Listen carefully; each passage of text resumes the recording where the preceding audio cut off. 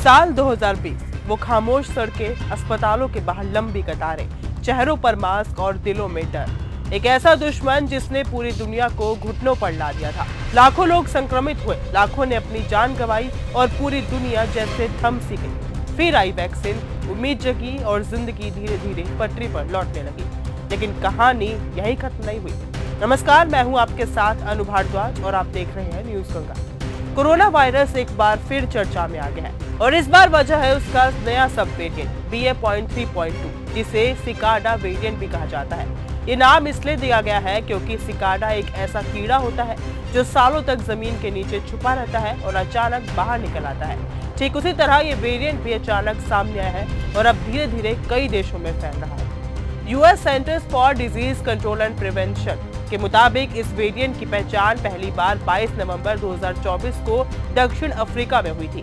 इसके बाद फरवरी 2026 तक ये कम से कम 23 देशों में फैल चुका है, जिनमें अमेरिका, जर्मनी, डेनमार्क और नीदरलैंड जैसे देश शामिल हैं। अमेरिका में ये वेरिएंट पहली बार जून 2025 में एक यात्री में पाया गया था, जो नीदरलैंड से सैन फ्रांसिस्को आया था। इसके बाद ये धीरे धीरे फैलता हुआ अब अमेरिका के करीब 25 राज्यों तक पहुंच चुका है। इतना ही नहीं, ये वेरिएंट वेस्ट वाटर यानी कि गंदे पानी की जांच में भी पाया जाता है, जिससे ये संकेत मिलता है कि समुदाय में चुपचाप फैल रहा है। अगर इस वेरिएंट की खासियत की बात करें तो जानकारों के मुताबिक इसमें 70 से 75 जेनेटिक म्यूटेशन पाए गए हैं और यही बदलाव इसे पहले की वेरिएंट से अलग बनाते हैं और संभावित रूप से ज्यादा चालाक भी। यही कारण है कि ये शरीर की इम्यूनिटी को आंशिक रूप से चकमा दे सकता है, यानी जिन लोगों को पहले कोरोना हो चुका है या जिन्होंने वैक्सीन लगवाई है उन्हें भी दोबारा संक्रमण हो सकता है।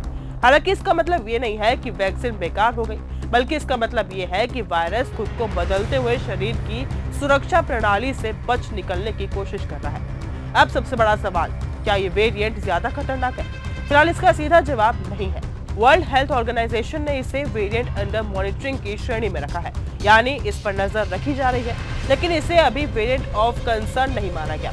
शुरुआती आंकड़ों के मुताबिक ज्यादातर मामलों में इसके लक्षण हल्के या फिर मध्यम स्तर के ही हैं। लक्षणों की बात करें तो ये काफी हद तक पुराने कोविड जैसा ही है। संक्रमित व्यक्ति में गले में तेज खराश, बुखार, सूखी खांसी, नाक बहना या बंद होना, सिर दर्द, थकान, शरीर में दर्द, स्वाद या गंध का चले जाना, हल्की सांस लेने की दिक्कत जैसे लक्षण पाए जा सकते हैं। हालांकि बुजुर्गों, गर्भवती महिलाओं और कमजोर इम्यूनिटी वाले लोगों के लिए ये थोड़ा गंभीर हो सकता है, इसलिए उन्हें खास सावधानी बरतने की जरूरत है। भारत के लिए फिलहाल राहत की बात यह है कि इस वेरिएंट का कोई मामला अभी तक सामने नहीं आया है, लेकिन जानकारों का मानना है कि सतर्कता बेहद जरूरी है। भीड़भाड़ वाली जगहों पर मास्क पहनना, हाथों की सफाई रखना और लक्षण दिखने पर तुरंत जांच कराना अभी भी उतना ही जरूरी है। अंत में यही कहा जा सकता है कि कोरोना अभी खत्म नहीं हुआ, वो सिर्फ बदल रहा है और यही उसकी सबसे बड़ी ताकत है। इसलिए घबराने की जरूरत नहीं है, लेकिन लापरवाही बिल्कुल नहीं होनी चाहिए। फिलहाल इस वीडियो में सिर्फ इतना ही। देखते रहिए न्यूज गंगा। नमस्कार। अगर आपको यह हमारा वीडियो पसंद आया हो तो इसे लाइक और शेयर करना बिल्कुल ना भूलें। साथ ही हमारे चैनल न्यूज गंगा को सब्सक्राइब और फॉलो जरूर करें ताकि देश और दुनिया की हर बड़ी खबर आप तक सबसे पहले पहुंचे।